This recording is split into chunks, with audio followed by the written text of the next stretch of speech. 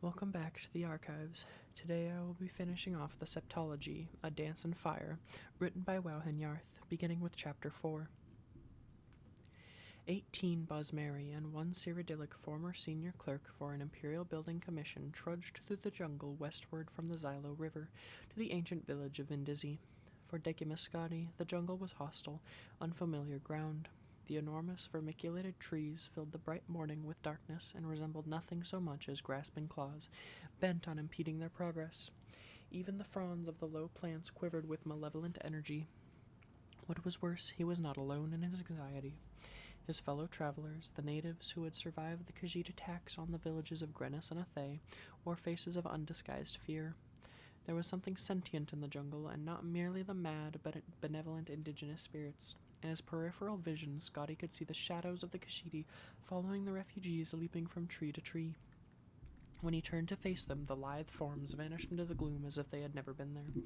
But he knew he had seen them, and the Bosmeri saw them too, and quickened their pace.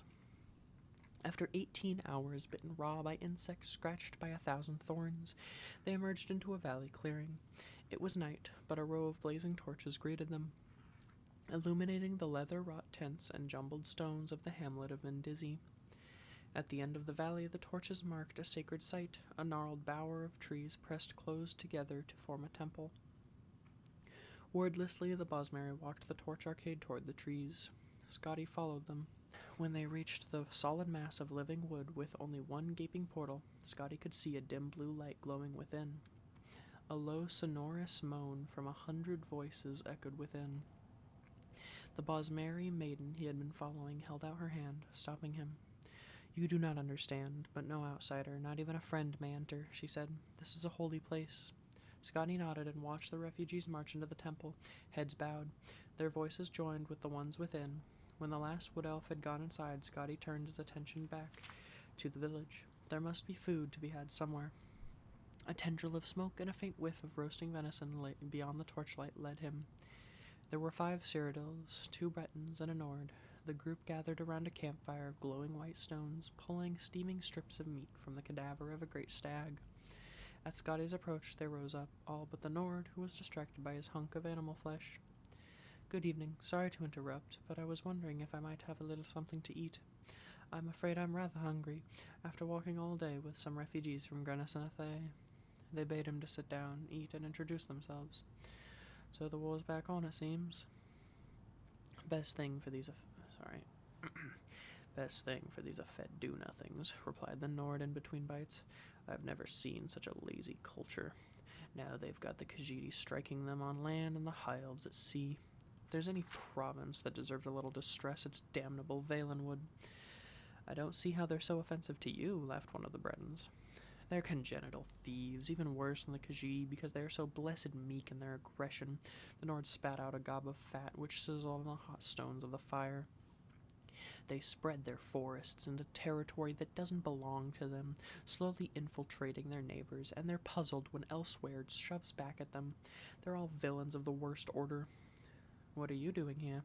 asked Scotty. "I'm a diplomat from the court of Gehenna," muttered the Nord, returning to his food. "What about you? What are you doing here?" asked one of the Cyrodiils. "I work for Lord Atreus's building commission in the Imperial City," said Scotty. "One of my former colleagues suggested that I come down to Valenwood.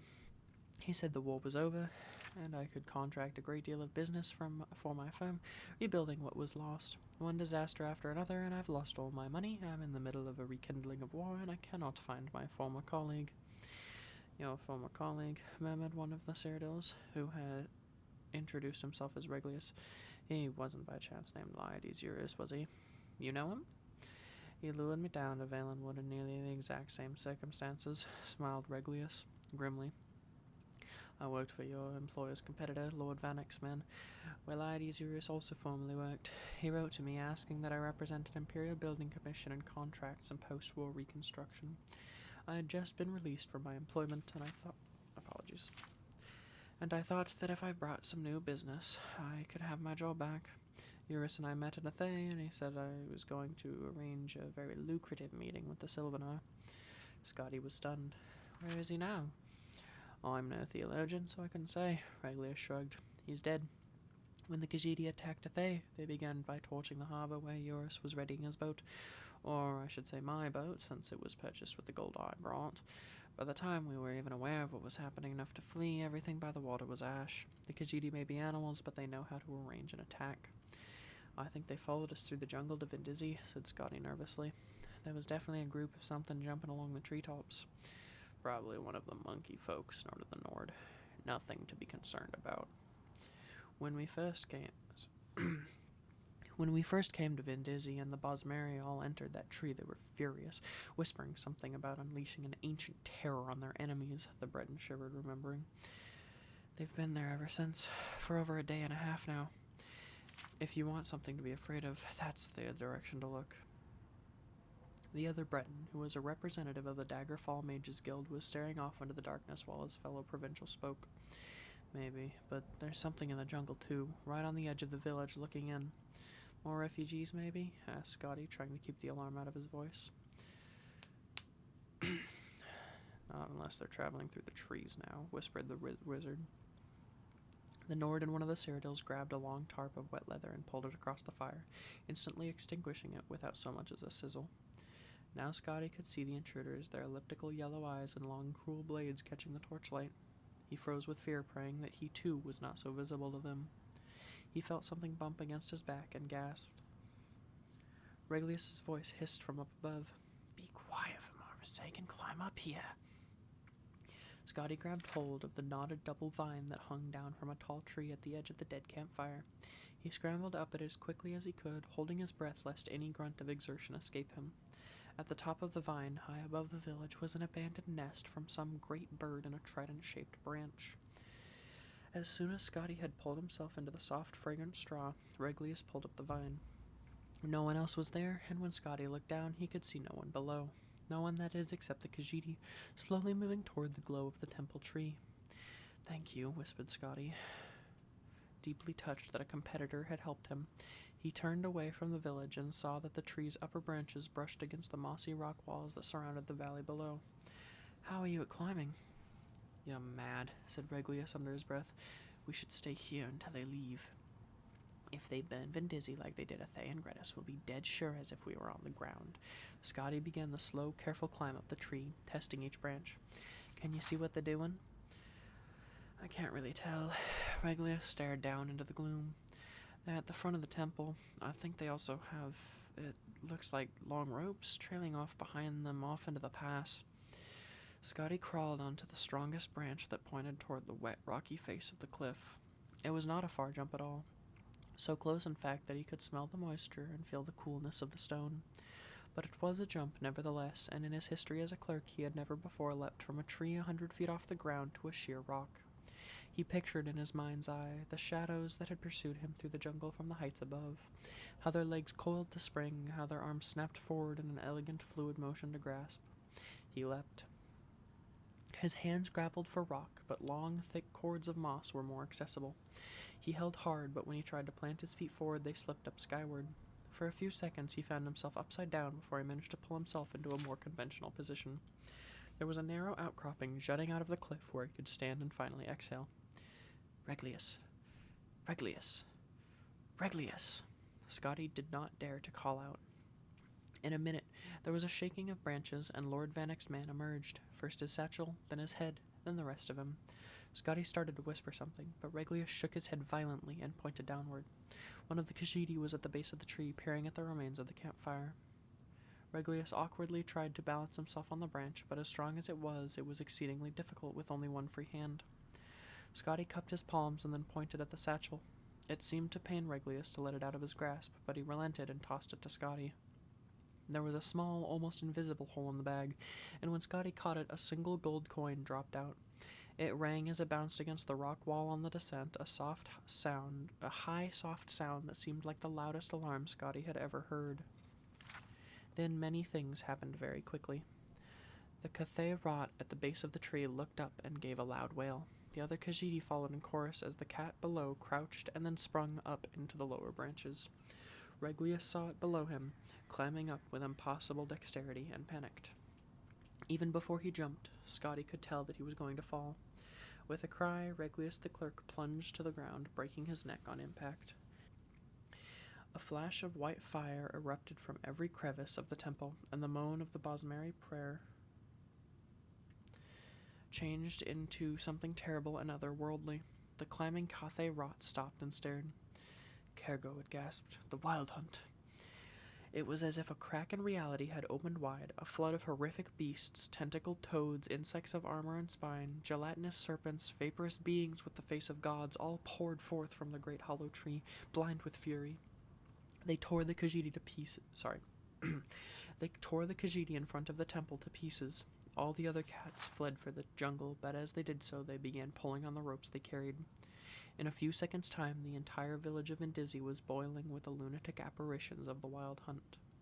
Over the babbling, barking, howling horde, Scotty heard the Cyrodiils in hiding cry out as they were devoured. The Nord too was found and eaten, and both Bretons. The wizard had turned himself invisible, but the swarm did not rely on their sight. The tree the Cathay rot was in began to sway and rock from the impossible violence beneath it. Scotty looked at the Khajiit's fear-struck eyes and held out one of the cords of moss. The cat's face showed its pitiful gratitude as it leapt for the vine. It didn't have time to entirely replace that expression when Scotty pulled back the cord and watched it fall. The hunt consumed it to the bone before it struck the ground.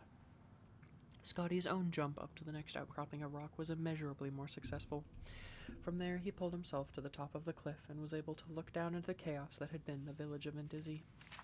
The hunt's mass had grown and begun to spill out through the pass out of the valley, pursuing the fleeing Khajiit. It was then that the madness truly began. In the moon's light, from Scotty's vantage, he could see where the Khajiit had attached their ropes. With a thunderous boom, an avalanche of boulders poured over the pass. When the dust cleared, he saw that the valley had been sealed.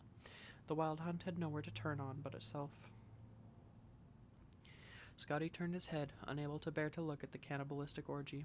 The night jungle stood before him, a web of wood. He slung Regulus' satchel over his shoulder and entered. A Dance on Fire, Chapter 5, by Woven Yarth. Soap, the forest will eat love, straight ahead, stupid at a stupid cow. The voice boomed out so suddenly that Decimus Scotty jumped. He stared off into the dim jungle glade from which he had only heard animal and insect calls and the low whistling of the wind moments before. It was a queer, oddly accented voice of indiscriminate gender, tremulous in its modulations, but unmistakably human. Or at the very least, elven. An isolated Bosmer, perhaps, with a poor grasp of the Cyrodiilic language. After countless hours of plodding through the dense knot of Valenwood jungle, any voice of slight familiarity sounded wondrous. "Hello?" he cried. "Beetles on any names?" "Certainly yesterday, yes," the voice called back. "Who, what, and when, and mice?" "I'm afraid I don't understand," replied Scotty, turning toward the brambled tree thick as a wagon where the voice had issued. "But you needn't be afraid of me. My name is Decimus Scotty. I'm a Cyrodiil from the Imperial City. I came here to help rebuild Valenwood after the war, you see, and now I'm rather lost." "Gemstones and grilled slaves. The war," moaned the voice and broke down into sobs. "You know about the war? I wasn't sure. I wasn't even sure how far away from the border I am now." Scotty began slowly walking toward the tree. He dropped Regulus' satchel to the ground and held out his empty hands. "I'm unarmed. I only want to know the way closest to the closest town. I'm trying to meet my friend, Lydes Eurus, in Sylvanar." "Sylvanar," the voice laughed. It laughed even louder as Scotty circled the tree. Worms and wine, Sylvanar sings for worms and wine." There was nothing to be found anywhere around the tree. "I don't see you. Why are you hiding?" In frustration born of hunger and exhaustion, he struck the tree trunk. A sudden shiver of gold and red erupted from a hollow nook above, and Scotty was surrounded by 6 winged creatures scarcely more than a few inches long. Bright crimson eyes were set on either side of tunnel-like protuberances, the animals always open mouths. They were legless, and their thin, rapidly beating aureate wings seemed poorly constructed to transport their fat, swollen bellies, and yet they darted through the air like sparks from a fire. Whirling about the poor clerk, they began chattering what he now understood to be perfect nonsense. "Wines and worms, how far from the border am I? Academic garnishments, and alas, Lydes Eurus. Hello, I'm afraid I'm unarmed. Smoke and flames in the closest town is dear oblivion." swollen on bad mead and indigo nimbus, but you needn't be afraid of me. Why are you hiding? Why are you hiding? Before I begin to friend, love me, Lady Zuleika. Furious with the mimics, Scotty swung his arms, driving them up into the treetops. He stomped back to the clearing and opened up the satchel again, as he had done some hours before. There was still, unsurprisingly, nothing useful in the bag, and nothing to eat in any corner or pocket. A goodly amount of gold, he smiled grimly as he had done before, at the irony of being financially solvent in the jungle. A stack of neat blank contracts from Lord Vannick's building commission, some thin cord, and an oiled leather cloak for bad weather. At least, Scotty considered, he had not suffered rain. A rolling moan of thunder then reminded Scotty of what he had suspected for some weeks now. He was cursed. Within an hour's time, he was wearing the cloak and clawing his way through mud. The trees, which had earlier allowed no sunlight in, provided no shelter against the pounding storm and wind. The only sounds that pierced the pelting of the rain were the mocking calls of the flying creatures flitting just above, babbling their nonsense. Babbling their nonsense. Scotty bellowed at them through rocks, but they seemed enamored of his company. While he was reaching to grab a promising-looking stone to hurl at his tormentors, Scotty felt something shift beneath his feet. Wet but solid ground suddenly liquefied and became a rolling tide, rushing him forward. Light as a leaf, he flew head over feet overhead until the mud flow dropped, and he continued forward, plunging down into a river 25 feet below. The storm passed quite as instantly as it had arrived. The sun melted the dark clouds and warmed Scotty as he swam for the shore. There, another sign of the Khajiit incursion into Valenwood greeted him. A small fishing village had stood there once, so recently extinct that it smoldered like a still warm corpse. Dirt cairns that had once housed fish by the smell of them had been ravaged, their bounty turned to ash. Rafts and skiffs lay broken, scuttled, half submerged. All the villagers were no more, either dead or refugees far away, or so he presumed. Something banged against the wall of one of the ruins. Scotty ran to investigate. "My name is Miss Scotty," sang the first winged beast. "I'm a Cyrodiil from the Imperial City. I came here to help rebuild Valenwood after the war, you see, and now I'm rather lost." "I swell to maculate Ape Neck," agreed one of its companions. "I don't see you. Why are you hiding?" As they fell into chattering, Scotty began to search the rest of the village. Surely the cats had left something behind, a scrap of dried meat, a morsel of fish, sausage, anything. But they had been immaculate in their complete annihilation. There was nothing to eat anywhere. Scotty did find one item of possible use under the tumbled remains of a stone hut. A bow and 2 arrows made of bone. The string had been lost, likely burned away in the heat of the fire, but he pulled the cord from Reglius's satchel and restrung it. The creatures flew over and hovered nearby as he worked. "The convent of the sacred Laides Eurus. You know about the war. Worms and wine circumscribe a golden host. Ape Neck." The moment the cord was taut, Scotty knocked an arrow and swung around, pulling the string tight against his chest. The winged beasts, having had experience with archers before, shot off in all directions in a blur. They needn't have bothered. Scotty's first arrow dove into the ground 3 feet in front of him. He swore and retrieved it. The mimics, having likewise had experience with poor archers before, returned at once to hovering nearby and mocking Scotty. On his second shot, Scotty did much better, in purely technical terms. He remembered how the archers in Falinesti looked when he pulled himself out from under the Horver tick, and they were all taking aim at him. He extended his left hand, and right elbow in a symmetrical line, drawing the bow so his hand touched his jawline, and he could see the creature in his sight, like the arrow was a finger that he was pointing with. The arrow missed the target by only 2 feet, but it continued on its trajectory, snapping when it struck a rock wall.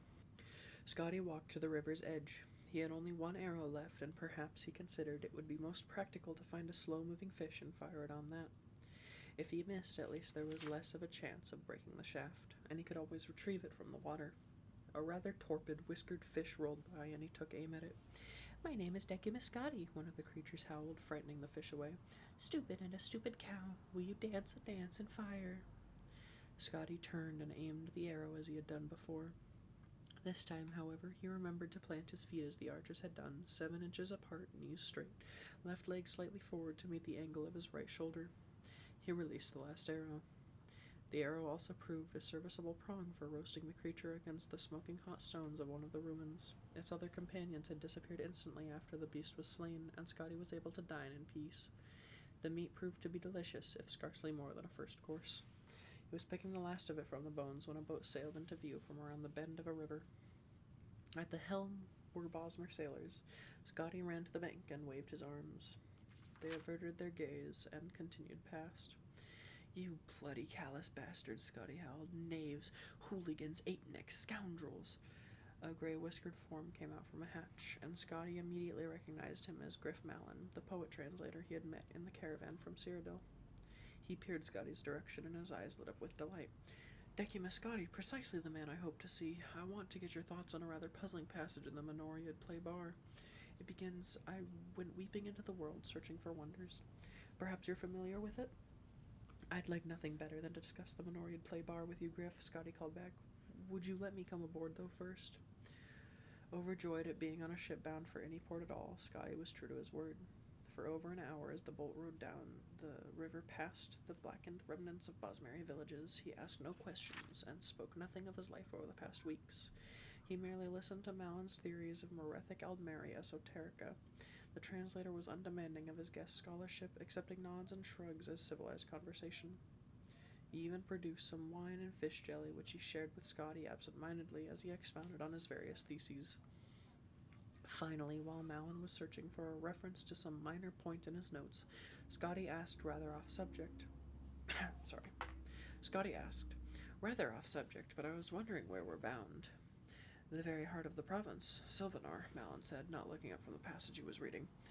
"It's somewhat bothersome, actually, as I wanted to go to Woodhearth first to talk to a Bosmer there who claims to have an original copy of Durith Yalmalhiad, if you can believe it, but for the first time that has to wait. Somerset Isle has surrounded the city, and is in the process of starving the citizenry until they surrender. It's a tiresome prospect, since the Bosmeri are happy to eat one another, so there's a risk that at the end only one fat wood elf will remain to wave the flag." "That is vexing," agreed Scotty, sympathetically. "To the east, the Khajiit are burning everything, and to the west, the High Elves are waging war. I don't suppose the borders to the north are clear?" They're even worse," replied Mallon, finger on the page, still distracted. "The Cyrodiils and Redguards don't want Bosmer refugees streaming into their provinces. It only stands to reason. Imagine how much more criminally inclined they'd be now that they're homeless and hungry." "So," murmured Scotty, feeling a shiver, "we're trapped in Valenwood." "Not at all. I need to leave fairly shortly myself, as my publisher has set a very definite deadline for my new book of translations.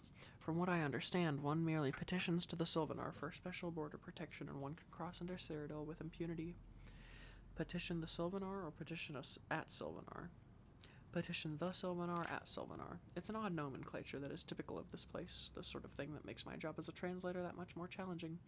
The Sylvanar, he, or rather they, are the closest the Bosmeri have to a great leader. The essential thing to remember about the Sylvanar." Mallon smiled, finding the passage he was looking for. "Here, a fortnight inexplicable, the word burns into a dance." There's that metaphor again. "What were you saying about the Sylvanar?" asked Scotty. "The essential thing to remember?" "I don't remember what I was saying," replied Mallon, turning back to his oration. In a week's time, the little boat bumped along the shallow, calmer waters of the foaming current the Xylo had become, and Decimus Scotty first saw the city of Sylvanar. If Falinesti was a tree, then Sylvanar was a flower. A magnificent pile of faded shades of green, red, blue, and white, shining with crystalline residue. Mallon had mentioned offhand, when not otherwise explaining Aldmeri prosody, that Sylvanar had once been a blossoming glade in the forest, but owing to some spell or natural cause, the tree's sap began flowing with translucent liquor. The process of the sap flowing and hardening over the colorful trees had formed the web of the city. Mallon's description was intriguing, but it hardly prepared him for the city's beauty. "What is the finest, most luxurious tavern here?" Scotty asked one of the Bosmer boatmen. "Prithla Hall," Mallon answered. "But why don't you stay with me? I'm visiting an acquaintance of mine, a scholar I think you'll find fascinating. His hovel isn't much, but he has the most extraordinary ideas about the principles of Morethic Aldmeri tribe, the Sarmathi. Under any other circumstances, I would happily accept," said Scotty graciously, "but after weeks of sleeping on the ground or on a raft and eating whatever I could scrounge, I feel the need for some indulgent creature comforts, and then after a day or two I'll petition the Sylvanar for safe passage to Cyrodiil." The men bade each other goodbye. Griff Mallon gave him the address of his publisher in the Imperial City, which Scotty accepted and quickly forgot. The clerk wandered the streets of Sylvanar, crossing bridges of amber, admiring the petrified forest architecture. In front of a particularly estimable palace of silvery reflective crystal, he found Prithula Hall. He took the finest room and ordered a gluttonous meal of the finest quality. At a nearby table he saw two very fat fellows, a man and a Bosmer, remarking how much finer the food was there than at Sylvanar's palace. They began to discuss the war and some issues of finances and rebuilding provincial bridges. The man noticed Scotty looking at them, and his eyes flashed recognition. "Scotty, is that you? Kennerith, where have you been? I've had to make all the contracts here on my own." At the sound of his voice, Scotty recognized him. The fat man was Leides Eurus, vastly engorged. A Dance on Fire, Chapter 6, by Wowen Yarth. Decimus Scotty sat down, listening to Leides Eurus. The clerk could hardly believe how fat his former colleague at Lord Atreus's building commission had become. The piquant aroma of the roasted meat dish before Scotty melted away. All the other sounds and textures of Prithula Hall vanished around him, as if nothing else existed but the vast form of Eurus. Scotty did not consider himself an emotional man, but he felt a tide flow over him at the sight and sound of the man whose badly written letters had been the guideposts that carried him from the imperial city back in early Frostfall. "Where have you been?" Eurus demanded again. "I told you to meet me in Falinesti weeks ago." "I was there weeks ago," Scotty stammered, too surprised to be indignant. "I got your note to meet you in Athay, and so I went there, but the Khajiit had burned it to the ground. Somehow I found my way with the refugees in another village, and someone there told me that you had been killed." "And you believed that right away?" Eurus sneered. The fellow seemed very well informed about you. He was a clerk from Lord Vanek's building commission named Reglius, and he said that you had also suggested that he come down to Valenwood to profit from the war." "Oh, yes," said Eurus, after thinking a moment. "I recall the name now. Well, it's good for business to have two representatives from Imperial building commissions here. We just need to all coordinate our bids, and all should be well." "Reglius is dead," said Scotty, "but I have his contracts from the Lord Vanek's commission." "Even better," gasped Eurus, impressed. "I never knew you were such a ruthless competitor, Decimus Scotty. Yes, this could certainly improve our position with the Sylvanar. Have I introduced you to Bast here?" Scotty had only been dimly aware of the Bosmer's presence at the table with Eurus, which was surprising given that the Mer's girth nearly equaled his dining companion. The clerk nodded to Bast coldly, still numb and confused. It had not left his mind that only an hour earlier Scotty had intended to petition the Sylvanar for safe passage through the border back to Cyrodiil. The thought of doing business with Eurus after all, of profiting from Valenwood's war with elsewhere, and now the second one with the Somerset Isle, seemed like something happening to another person. "Your colleague and I were talking about the Sylvanar," said Bast, putting down the leg of mutton he had been gnawing on. "I don't suppose you have heard of his nature?" "A little, but nothing very specific. I got the impression that he's very important and very peculiar." "He is the representative of the people, legally, physically, and emotionally," explained Eurus, a little annoyed at his new partner's lack of common knowledge. "When they're healthy, so is he. When they're mostly female, so is he. When they cry for food or trade or an absence of foreign interference, he fills it too and makes laws accordingly. In a way, he's a despot, but he's the people's despot." "That sounds," said Scotty, searching for the appropriate word, "like bunk." "Perhaps it is," shrugged Bast, "but he has many rights as the voice of the people, including the granting of foreign building and trade contracts. It's not important whether you believe us. Just think of the Sylvanar as being like one of your mad emperors, like Pelagius. The problem facing us now is that since Valenwood is being attacked on all sides, the Sylvanar's aspect is now one of distrust and fear of foreigners. The one hope of his people, and thus of the Sylvanar himself, is that the Emperor will intervene and stop the war." "Will he?" asked Scotty. "You know as well as we do that the Emperor has not been himself lately." Eurus helped himself to Reglius' satchel and pulled out the blank contracts. "Who knows what he'll choose to do or not do? That reality is not our concern, but these blessings from the late good Sir Reglius make our job much simpler." They discussed how they would represent themselves to the Sylvanar in the evening.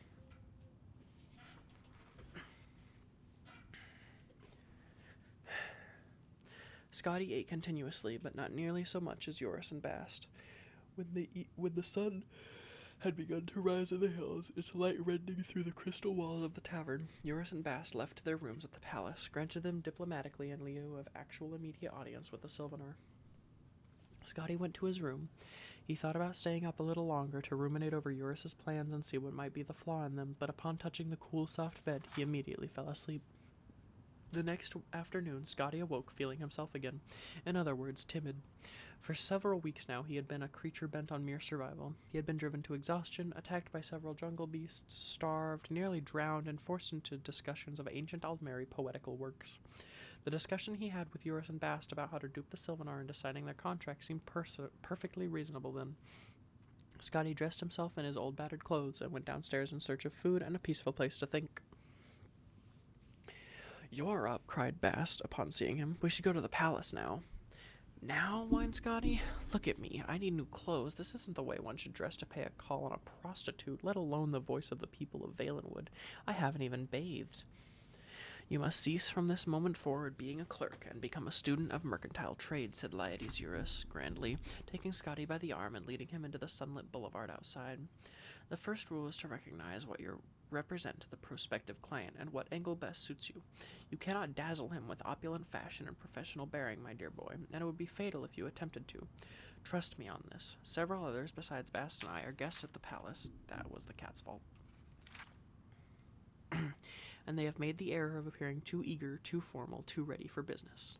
They will never be granted audience with Sylvanar, but we have remained aloof ever since the initial rejection. I have dallied about the court, spread my knowledge of life in the imperial city, and had my ears pierced, attended promenades, eaten and drunk of all that was given to me. I dare say I have put on a pound or two. The message we've sent is clear. It is in his, not our, best interest to meet." "Our plan worked," added Bast. "When I told his minister that our imperial representative had arrived and that we were at last willing to meet with the Sylvanar this morning, we were told to bring you there straight away." "Aren't we late then?" asked Scotty. "Very," laughed Eurus, "but that's again part of the angle we're representing. Benevolent disinterest. Remember not to confuse the Sylvanar with conventional nobility. His is the mind of the common people. When you grasp that, you'll understand how to manipulate him." Eurus spent the last several minutes of the walk through the city expounding on his theories about what Valenwood needed, how much, and at what price. They were staggering figures, far more construction and far higher costs than anything Scotty had been used to dealing with. He listened carefully. All around them, the city of Sylvanar revealed itself, glass and flower, roaring winds, and beautiful inertia.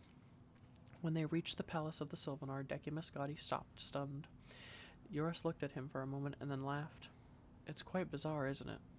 That it was. A frozen scarlet burst of twisted, uneven spires as if a rival sun rising. A blossom the size of a village where courtiers and servants resembled nothing so much as insects walked about it, sucking its ichor. Entering over a bent petal-like bridge, the three walked through the palace of unbalanced walls where the partitions bent close together and touched. There was a shaded hall or small chamber. Where they warped away from one another, there was a courtyard.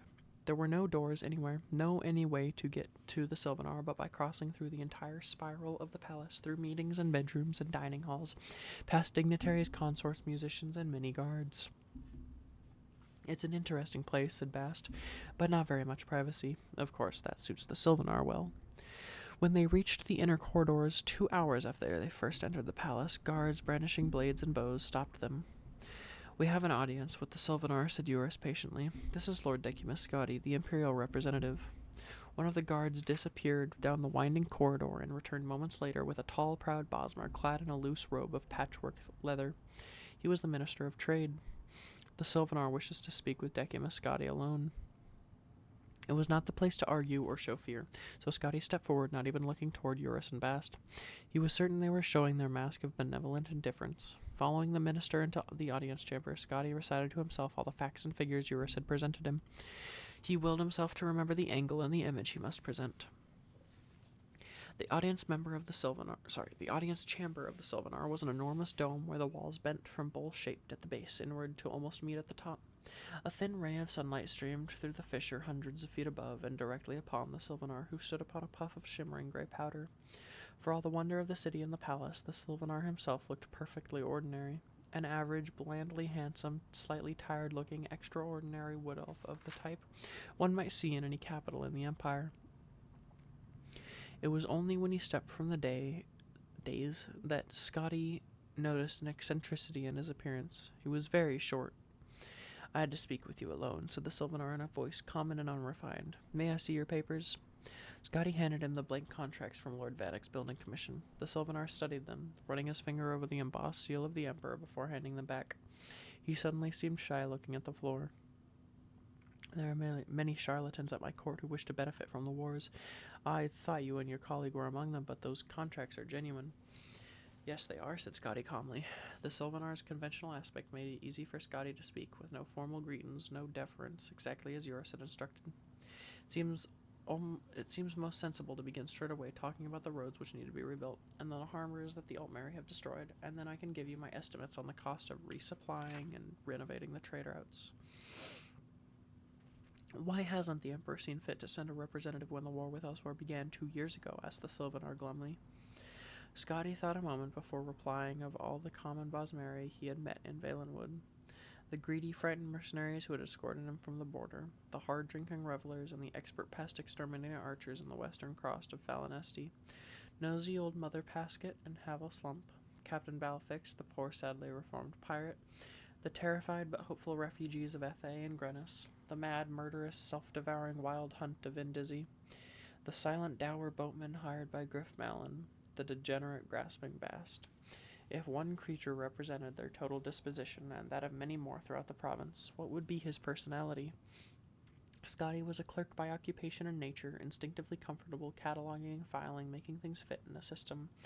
If the soul of Valenwood were to be filed, where would it be put? The answer came upon him almost before he posed himself the question.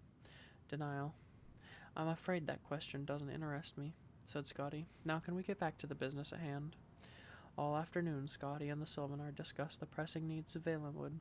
Every contract was filled and signed. So much was required, and there were so many costs associated that addenda and codicils had to be scribbled into the margins of the papers, and those had to be resigned. Scotty maintained his benevolent indifference, but he found that dealing with the Sylvanar was not quite the same as dealing with a simple, sullen child.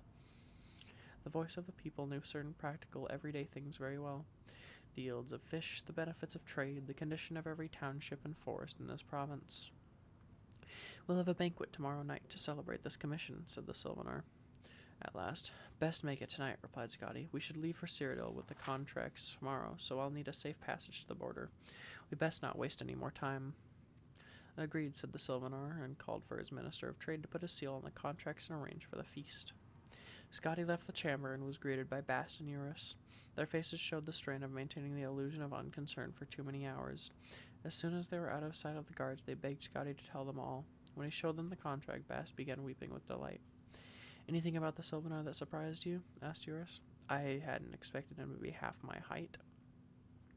Was he? Eurus looked mildly surprised. He must have shrunk since I tried to have an audience with him earlier. Maybe there is something to all that nonsense about him being affected by the plight of his people. A Dance and Fire, Chapter 7, by Wohan Yarth. Scene, Sylvanar Valenwood. Date, 13 Sun's Dusk, 3rd Era, 397. The banquet at the Palace of Sylvanar was well attended by every jealous bureaucrat and traitor who had attempted to contract the rebuilding of Valenwood. They looked on Decimus, Scotty, Leides, Eurus, and Bast with undisguised hatred. It made Scotty very uncomfortable, but Eurus delighted in it. As the servants brought in platter after platter of roasted meats, Eurus poured himself a cup of Jaega and toasted the clerk. I can confess it now, said Eurus. I had grave doubts about inviting you to join me on this adventure. All the other clerks and agents of building commissions I contacted were more outwardly aggressive, but none of them made it through, let alone to the audience chamber of the Sylvanar, let alone brokered the deals on their own like you did. Come, have a cup of Jaega with me. No, thank you, said Scotty. I had too much of that drug in Falinesti and nearly got sucked dry by a giant tick because of it. I'll find something else to drink. Scotty wandered about the hall until he saw some diplomats drinking mugs of a steaming brown liquid poured from a large silver urn. He asked them if it was tea. Tea made from leaves? Scoffed the first diplomat. Not in Valenwood. This is rot meth. Scotty poured himself a mug and took a tentative sip. It was gamey, bitter, and sugared, and very salty. At first it seemed very disagreeable to his palate, but a moment later he found he had drained the mug and was pouring another. His body tingled. All the sounds in the chamber seemed oddly disjointed, but not frighteningly so. So you're the fellow who got the Sylvanar to sign all those contracts, said the second diplomat. That must have required some deep negotiation. Not at all, not at all. Just a little basic understanding of mercantile trading, grinned Scotty, pouring himself a third mug of Rotmouth. The Sylvanar was very eager to involve the Imperial State with the affairs of Valenwood. I was very eager to take a percentage of the commission. With all that blessed eagerness, it was merely a matter of putting quill to contract, bless you. You have been in the employ of His Imperial Majesty very long? Asked the first diplomat. It's a bite, or rather a bit more complicated than that in the Imperial City. Between you and me, I don't really have a job. I used to work for Lord Atreus in his building commission, but I got sacked. Then the contracts are from Lord Vanek and his building commission, because I got them from his fellow Reglius, who was a competitor, but still a very fine fellow until he was made dead by those Khajiit. Scotty drained his fifth mug. When I go back to the Imperial City, then the real negotiations can begin, bless you. I can go to my old employer and to Lord Vanek and say, look here, you, which one of you wants these commissions? And they'll fall over each other to take them from me. There will be a bidding war for my percentage, the likes of which no one nowhere has ever seen. So you're not a representative of His Imperial Majesty the Emperor? Asked the first diplomat. Didn't you hear what I said? You stupid. Scotty felt a surge of rage, which quickly subsided. He chuckled and poured himself a seventh mug. The building commissions are privately owned, but they're still representatives of the Emperor. So I'm a representative of the Emperor, or I will be, when I get these contracts in. It's very complicated. I can understand why you're not following me. Bless you, it's all like the poet said, a dance on fire if you follow the illusion, that is to say, illusion. And your colleagues, are they representatives of the Emperor? Asked the second diplomat. Scotty burst into laughter, shaking his head. The diplomats paid him their respects and went to talk to the minister. Scotty stumbled out of the palace and reeled through the strange organic avenues and boulevards of the city. It took him several hours to find his way to Prithla Hall in his room. Once there, he slept very nearly on his bed. The next morning, he woke to Eurus and Bast in his room, shaking him. He felt half asleep and unable to open his eyes fully, but otherwise fine. The conversation with the diplomats floated in his mind in a haze, like an obscure childhood memory. What in Mara's name is Rotmouth? He asked quickly. Rancid, strongly fermented meat juices with lots of spices to kill the poison. I should have warned you to stay with Jaega. You must understand the meat mandate by now, laughed Eurus. These Bosmeri would rather eat each other than touch the fruit of the vine or the field. What did I say to those diplomats? Cried Scotty, panicking. Nothing bad, apparently, said Eurus, pulling out some papers. Your escorts are downstairs to bring you to the Imperial Province. Here are your papers of safe passage. The Sylvanar seems very impatient about business proceeding forward rapidly. He promises to send you some sort of rare treasure when the contracts are fulfilled. See, he's already given me something. Eurus showed off his new bejeweled earring, a beautiful, large, faceted ruby. Bast showed that he had a similar one. The two fat fellows left the room so Scotty could dress and pack. A full regiment of the Sylvanar's guards was on the street in front of the tavern. They surrounded a carriage crested with the official arms of Valenwood. Still dazed, Scotty climbed in, and the captain of the guard gave the signal. They began a quick gallop. Scotty shook himself and then peered behind. Bast and Eurus were waving him goodbye. Wait, Scotty cried, aren't you coming back to the Imperial Province too? The Sylvanar asked that we stay behind as Imperial representatives, yelled Iades Eurus, in case there's a need for more contracts and negotiations. He's appointed us undrape, some sort of special honor for foreigners at court. Don't worry, lots of banquets to attend. You can handle the negotiations with Vanek and Atreus yourself, and we'll keep things settled here. Eurus continued to yell advice about business, but his voice became indistinct with distance. Soon it disappeared altogether as the convoy rounded the streets of Sylvanar. The jungle loomed suddenly, and then they were in it. Scotty had only gone through it by foot or along the rivers by slow-moving boats. Now it flashed all around him in profusions of greens. The horses seemed even faster moving through the underbrush than on one of the smooth paths of the city. None of the weird sounds or dank smells of the jungle penetrated the escort. It felt to Scotty as if he were watching a play about the jungle with a background of a quickly moving scrim, which offered only the merest suggestion of the place. So it went for 2 weeks. There was lots of food and water in the carriage with the clerk, so he merely ate and slept as the caravan pressed endlessly on. From time to time he'd hear the sound of blades clashing, but when he looked around, whatever had attacked the caravan had long since been left behind. At last they reached the border where an imperial garrison was stationed. Scotty presented the soldiers who met the carriage with the papers. They asked him a barrage of questions that he answered not monosyllabically, and then let him pass. It took several more days to arrive at the gates of the imperial city. The horses that had flown so fast through the jungle now slowed down in the unfamiliar territory of the wooded Colovian estates. By contrast, the cries of his province's birds and smells of his province's plant brought plant life brought Decimus Scotti alive. It was as if he had been dreaming all the past months. At the gates of the city, Scotty's carriage door was opened for him, and he stepped out on uncertain legs. Before he had a moment to say something to the escort, they had vanished, galloping back south through the forest. The first thing he did now that he was home was go to the closest tavern and have tea and fruit and bread. If he never ate meat again, he told himself, that would suit him very nicely. Negotiations with Lord Atreus and Lord Vanek proceeded immediately thereafter. It was most agreeable. Both commissions recognized how lucrative the rebuilding of Valenwood would be for their agency. Lord Vanek claimed quite justifiably that as the contracts had been written on forms notarized by his commission, he had the legal right to them. Lord Atreus claimed that Decimus Scotti was his agent and representative, and that he had never been released from employment. The Emperor was called to arbitrate, but he claimed to be unavailable. His advisor, the Imperial battle mage Yegar Tharn, had disappeared long ago and could not be called upon for his wisdom and impartial mediation. Scotti lived very comfortably off the bribes from Lord Atreus and Vanek. Every week a letter would arrive from Eurus or Bast asking about the status of negotiations. Gradually these letters ceased coming, and more urgent ones came from the Minister of Trade and the Sylvanar himself. The War of the Blue Divide with Somerset Isle ended with the Almeri winning several new coastal islands from the Wood Elves. The war with elsewhere continued, ravaging the eastern borders of Valenwood. Still, Vanek and Atreus fought over who would help.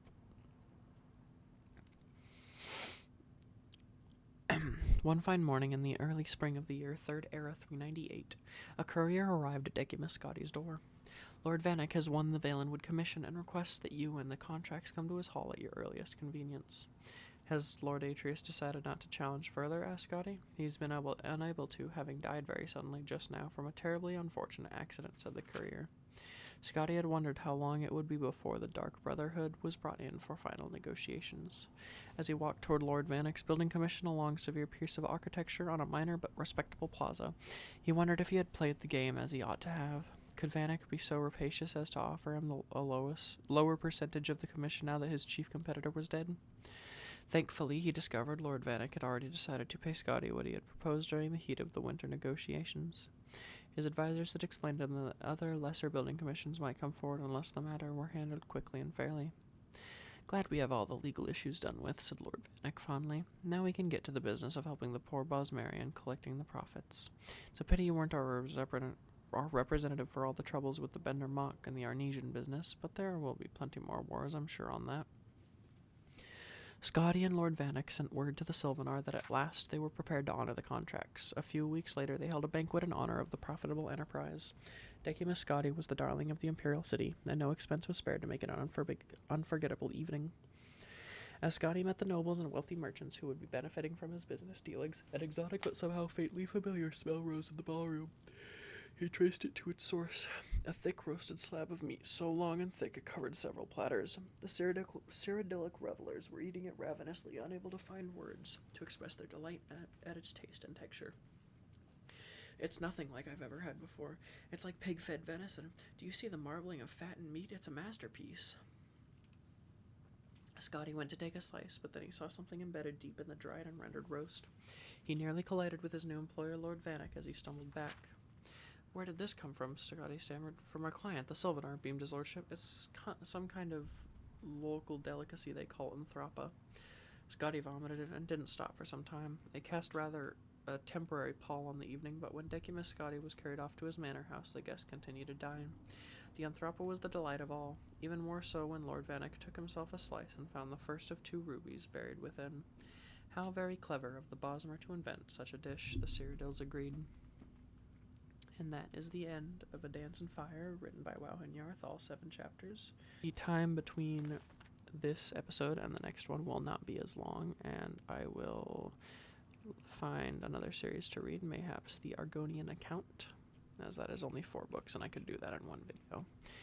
Biography of Baron Zaya will also be a good one to read, and Brief History of the Empire.